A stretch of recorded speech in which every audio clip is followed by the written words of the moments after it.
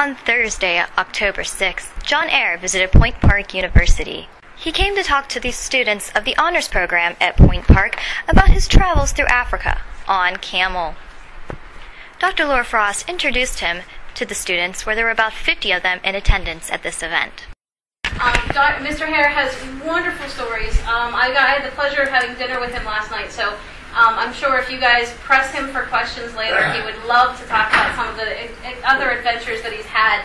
And I think that you guys are in for quite a treat today. So, I first asked him what a wild camel was.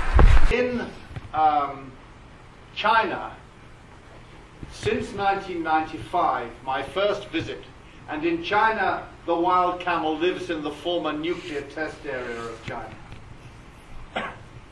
It exists on salt water, which has a higher salt content than seawater. Imagine that. It survived 43 atmospheric nuclear overhead devices, over half of which were more powerful than Hiroshima. And it's still breeding naturally, and it hasn't got 3 humps.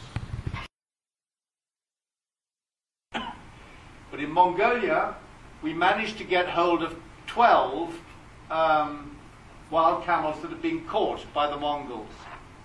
And those 12 are in what we call a captive wild camel breeding center. And they've expanded now to 25. And we have to buy, we're responsible for this, our charity. We have to buy hay for them, veterinary equipment. We have to keep them alive and make sure that the young calves that are born in the spring stay alive.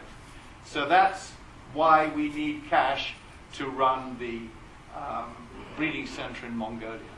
And so this journey, which I did 4 years ago in 1997, was it 97 or 96? Anyway, either 96 or 97, I can't quite remember. But 4 or 5 years ago is round Lake Turkana in northern Kenya. Of course, we were alert and aware the whole time we were walking through a battle zone. But apart from that, it wasn't too difficult for the camels. Camels hate traveling on rocks. There's a lot of lava around here, and it's not pleasant for them. Next, please. Freshman Kelly Murphy thoroughly enjoyed the event. I got a better understanding of the wild camel and why it needs to be helped and why people need to donate to his cause.